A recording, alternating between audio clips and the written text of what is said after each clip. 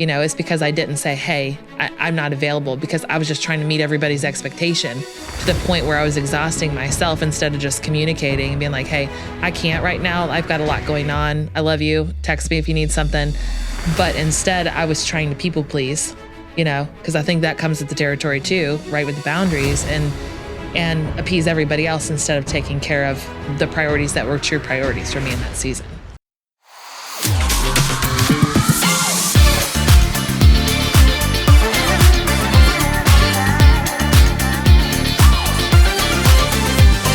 Hey, Julie. Hey, Taryn. So today we're talking about boundaries. Oh. Okay. I know this is your favorite. Favorite. This is your favorite one to talk about. Favorite.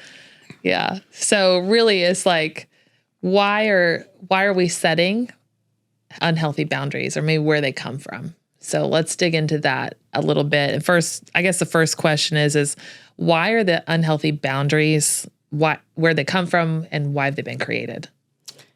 I think primarily for me, you grow up with unhealthy boundaries. And especially if you're growing up in Asian culture, there is no boundaries with the family dynamic. Sure. So I feel that you just learn that, and then that's your normal. That's your baseline. Mm-hmm. An unhealthy, but you think it's like normal. You're really close as a family, but really it's just unhealthy boundaries. Does that make sense? Like, we have a great family dynamic. No, we don't. We just have very unhealthy family boundaries. We say things we shouldn't say. That type of, what are you referring to? Like encroaching in on people's lives and decisions, and especially when they become adults. I'm not talking about like even as kids. Yeah. But the autonomy to make a decision independently without, well, it's affecting this, it's affecting that. It's can somebody make a decision in your house to do what they feel like they need to be doing without somebody giving a guilt trip? Yeah. Let's talk about the guilt trips. Okay, let's talk about guilt trips. Let's talk about the guilt trips. So those that don't have healthy boundaries with you, and you try to establish maybe a boundary, there is certainly a guilt trip that comes with it. Absolutely. That's how, because they're trying to draw the boundary for you. Therefore, you don't get to draw the boundary. So let's give an example. College kid wants to go to Paris to go to college. Yeah. And the parent is a helicopter parent and is like, absolutely not. You're going to go to local college. Like, what if something happens to your dad? What if something, there's this complex that's being set. And therefore, well, yeah, I can't abandon my family. Yeah. You don't want to do that. So there's this unhealthy boundary setting that happens. When do you realize that you grew up with unhealthy boundaries? When you go to marry someone whose family has healthy boundaries and you're like, y'all have horrible family dynamics. No, they have healthy boundaries. And so I think the realization is when you meet somebody else that has very healthy boundaries, you realize, wait, is there something wrong with the boundaries that I've set? And do I need to be setting more boundaries? It might not even be a spouse situation, right? It could even be a friend, as you're talking about like all the challenges going on in life and you're sharing it with a friend. Your friend's like, oh, well, let's talk about that. Let's look at things from a different perspective. And I think sometimes it takes that other perspective kind of looking into our life to wake us up to think, and I'm not saying this in a bad way, because sometimes like when you're in a situation or where you're in an unhealthy dynamic like that with your family, it can cause you to look at things differently. I mean, this is a little bit different situation, but even a few weeks ago, you and I were sitting down with another friend and you said something and I was like, oh my gosh, like I never thought of it that way. I never saw it from that perspective. I really am like in an unhealthy place here. And so sometimes it does bring that wake up call. Yeah. Taryn's really talking about when she talks to me and I have a revelation at that moment. That's what Taryn's talking about. So yeah, because I think there's a perspective you're seeing from the outside. And when you make me aware of it, I'm like, oh, I didn't see it that way. Yeah. I didn't perceive it that way. And it's because I don't have a healthy boundary in that area, possibly. Although I feel like I have healthy boundaries. Well, I don't know. Like we were talking about boundaries and you're like, I'm setting boundaries here. It's like Fort Knox up in here. Like, is that healthy, Julie? I mean, there's another episode for that unhealthiness. Yeah. Might have to like maybe get another couch. Yeah. You can have the couch. I'll lay down and you can just kind of walk me through that. It's the opposite of, it's probably the opposite reaction, I'm sure, of not having any boundaries is having too many boundaries. and cutting everybody off. Because I went through that phase where like my only solution to everything was cut off. Cut them off. You're cut off. You're gone. You're cut off. Bye. I can't deal with you. You're cut off. Don't think that's really healthy. No. But it was the only way I could cope. Sure. Because the unhealthy boundary was so encroaching that you're just like, I can't deal with this. Well, and I think honestly, sometimes I do feel like it's necessary in some cases. And it could be, and we've talked about this, I think, in another episode about outgrowing relationships. And sometimes when you are in a different place in life and you're becoming more self-aware and you're understanding like areas that do need improvement, as you grow, sometimes that person and that relationship doesn't grow with you. So at times there is a complete change and a cutting off.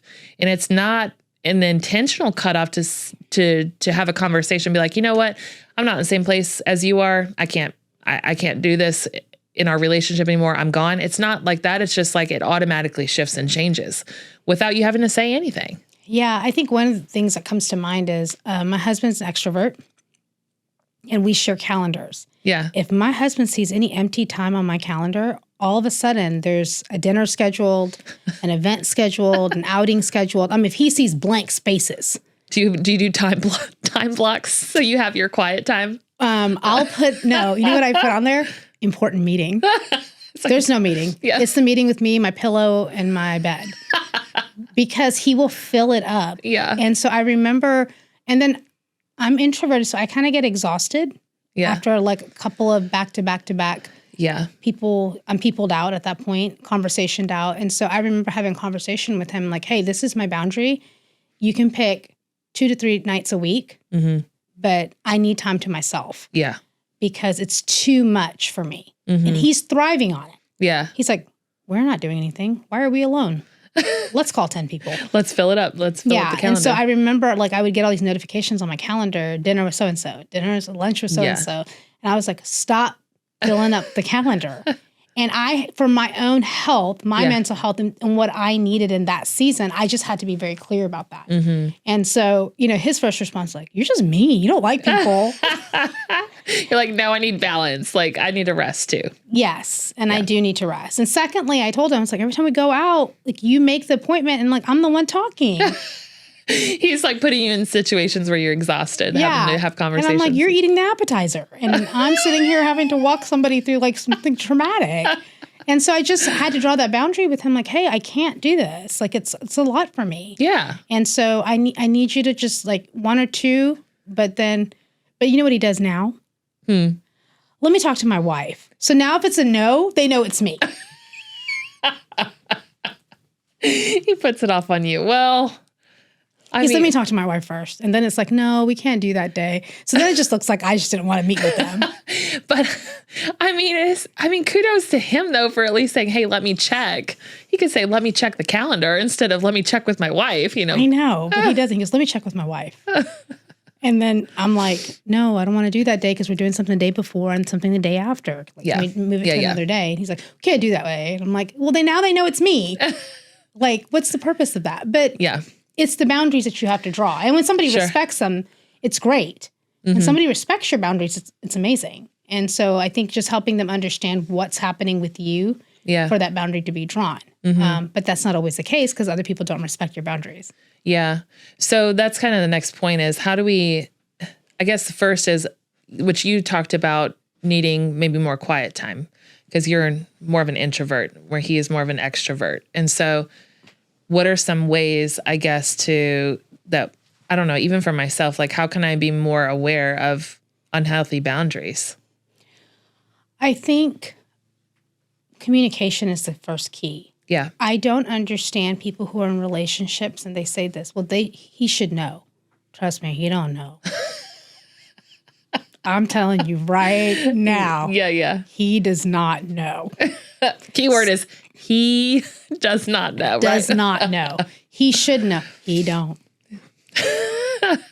So my key in those, if it's like a spousal relationship, is communicate, overly communicate even more, communicate until it's like ingrained in their brain and they'll never forget it ever in their entire life.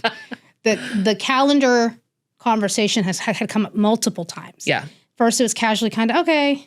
And then then it was just, and then finally it was like, I will not. Mm-hmm. So this is my meeting place with you. Let's do 2 to 3 times a night. Yeah. So I think overly communicating something consistently.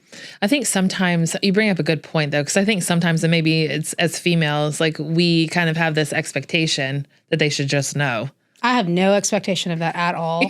I'm shocked at the women who have that expectation because it makes me wonder, how great is he? Like, because that's fabulous. But I have that. I grew up with 2 brothers. Yeah. I have no expectation.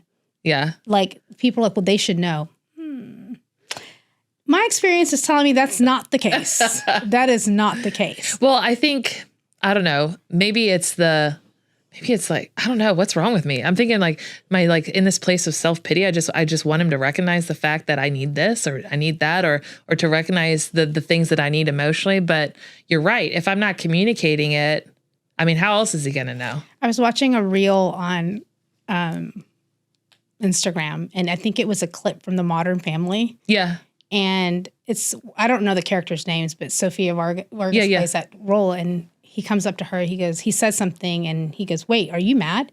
She's, I don't know. Should I be mad? Do I have a reason to be mad? And he goes, well, I don't know. She goes, well, if you didn't do anything wrong, then I don't have a reason to be mad. But if you did something wrong, I have a reason to be mad. And he literally walked away like, I don't know.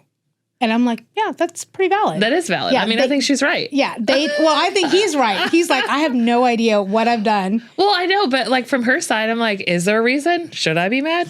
She was mad.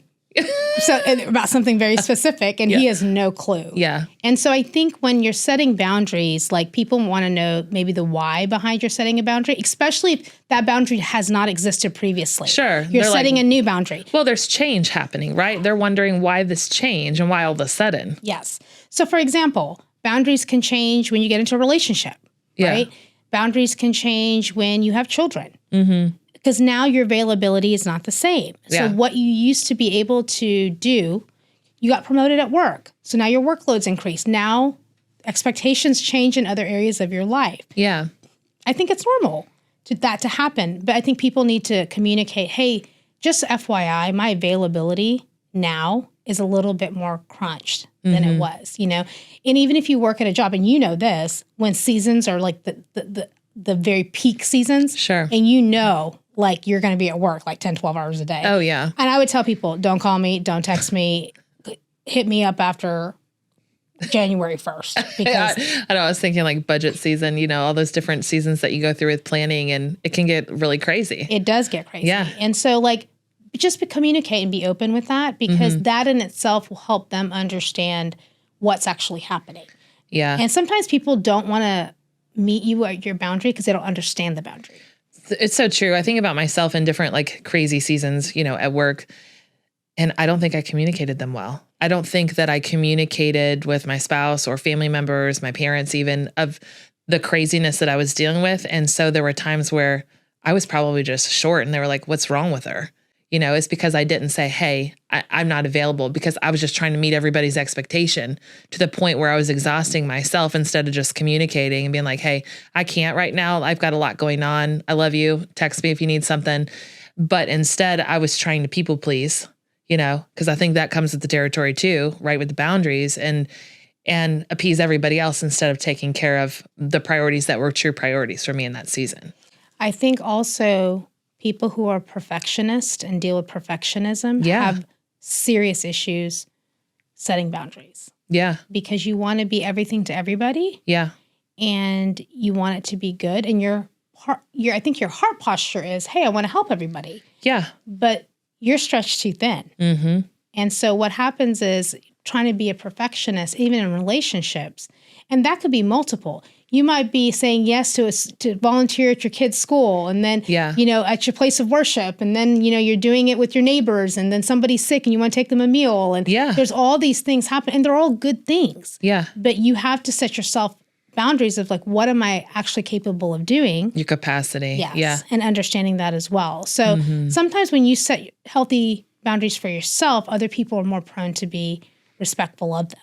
Yeah. But I think the problem is we don't set them for ourselves, and then we want them from other people, and they don't understand why that's happening. Yeah. And so there's the difficulty of they can't respect it, or they're like, okay, you're just saying that, but you're not going to follow through. Follow through, people. Yes, when please. you don't follow through, it's harder for you to reset that boundary again, to keep saying it to them. Yeah. And then I'll give you an example. My husband and I went on like this hardcore diet. Yeah. I don't know why we did this. We did it right before Christmas or something. Why? Why did we do that? And then we traveled to Dallas to be with family for Christmas. Yeah. And it was all Christmas food. It was all carbohydrates and sugar. Sure. And I was like, I did this to myself. And my aunt had made like this French toast casserole thing. And she's like, you have to try it. I was like, I'm not trying it.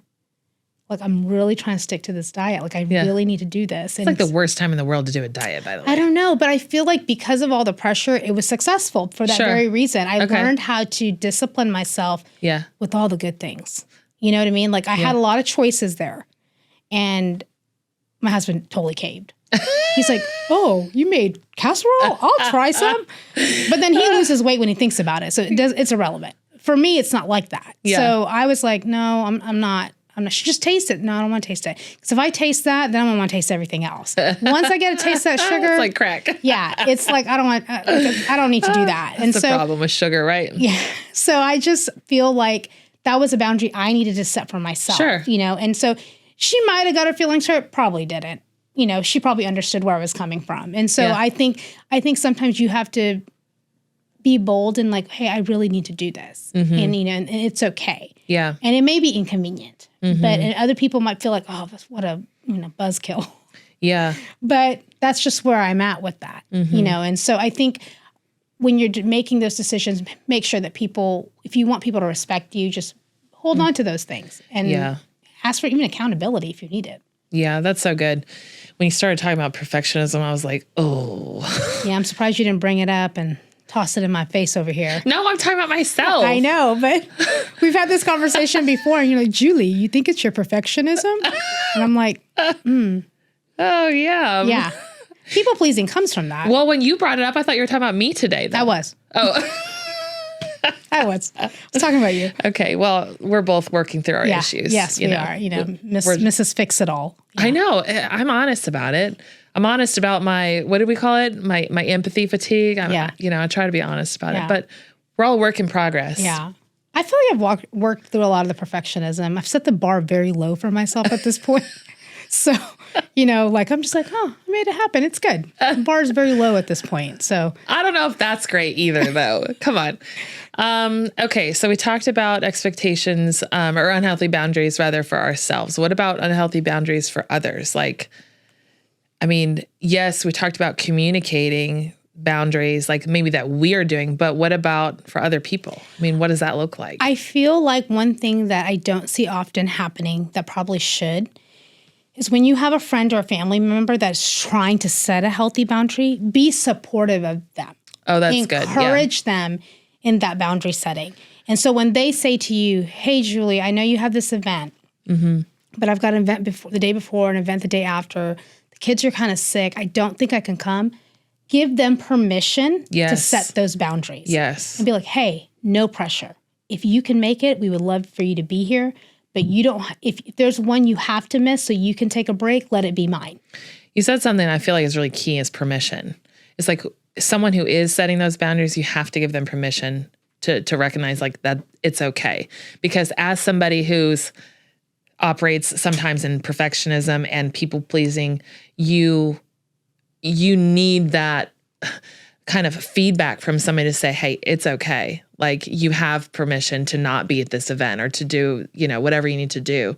Or I have a friend of mine who's just like, yeah, I'm trying to take more time to write. Like I want to write a book. And so when they can't make it to an event or to something, to say, I'm glad you're taking time to do that, being supportive in what that boundary or what that vision is that they have, because that's important to them.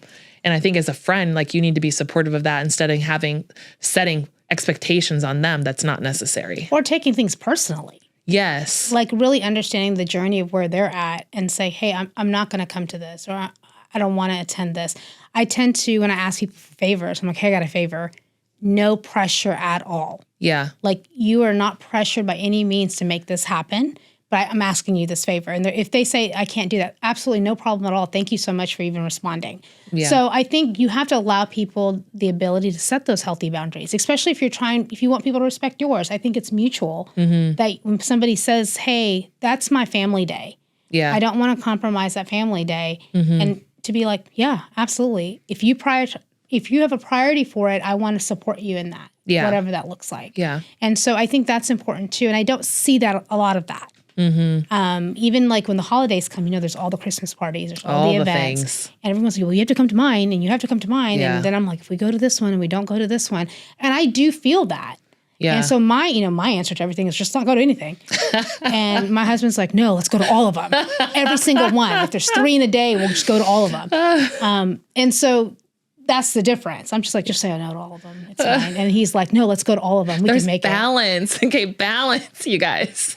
So now it's more like we have to sit down and be like, what can we make happen? What day are we resting? Yeah. What day are we keeping to ourselves? What day do we sit down and kind of do the laundry and run the errands? Like, 'cause we need a day for that. And so I feel like that's healthy, though. When you think about like families that maybe you have children in sports or something, I mean, you're going and maybe you're involved in church or extracurricular activities or dance or anything, like you're spreading yourself thin. So I think it's important to communicate in within the family with your spouse or, parents, like, hey, I can't be at everything. And maybe you pull back on some of those things because you're taking away quality time and quality communication from the family unit, which that can create other things. I think people feel guilty about saying no to other people. Yeah, I think so too. And so I think what happens is they feel the pressure, not even to be perfect, but to be a good friend. Yeah. To be a good support. And so they want, I can make it happen. That's not a big deal. But they stretch themselves too thin. And so I always encourage people, I'm like, hey, it's not a big deal. It's not even important. Yeah. Like if you can't do it until 2 weeks, we're good with that. Yeah. And so I try to allow that. I try to be intentional about allowing that. And then, then there's somebody like my husband who feels like he's not getting enough where I'm like, no, Costco today. Like, let's go today. And he's like, can we go on the weekend? No, I don't want to go on the weekend. I mean, I know you love to go to Costco. I do love Costco. I do love Costco. Costco sponsor me. I love Costco because it's less trips. That's so funny. I can get everything in less trips to the store. I don't like going to the store all the time, but I have to with produce, obviously. But. Well, yeah. Well, I have a funny story about you and I. We were traveling one time and you're like, oh my gosh, we got to stop at this Costco. 'Cause like this Costco is like known to have some like great stuff. I'm like, I thought they're all the same. You're like, no, like you knew the details about this specific Costco. I was like, wow. Well, what you don't know about Costco is based on the demographic of the area, the stuff they carry is different. Sure. So you get better stuff at some of the Costcos. So, when I go to Atlanta, I always go to like the good Costco because they got really good stuff. And they have a predominantly Asian community in that area. So that one's got really good stuff. Well, then I need to go that one. Yeah. Like they've got all the ramen. They got they just got all the good stuff. So what's funny is me that you like know these things. Like it's important. It's important. Like we're talking about boundaries. Why are we talking about Costco? Sorry. But I'm just saying that I think giving people permission to set boundaries. Yeah.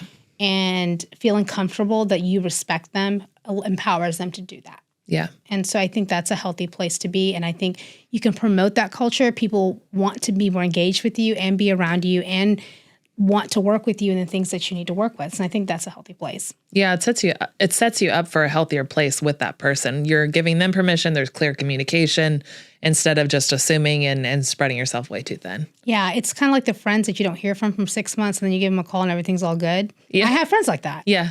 I don't need to hear from them all the time. Sure. But when I do, I just catch up with everything that's happening. And that's because their life is very busy. And I want to respect that. And because I don't hear from them, I don't feel like they don't care about me. Yeah. If I want to notify them of something that's going on in my life, I will text them, hey, just letting you know this happened. And because it's not that they're not trying to be engaged, it's that that's where life is right now. Sure. With busyness of kids and activities and things that are going on.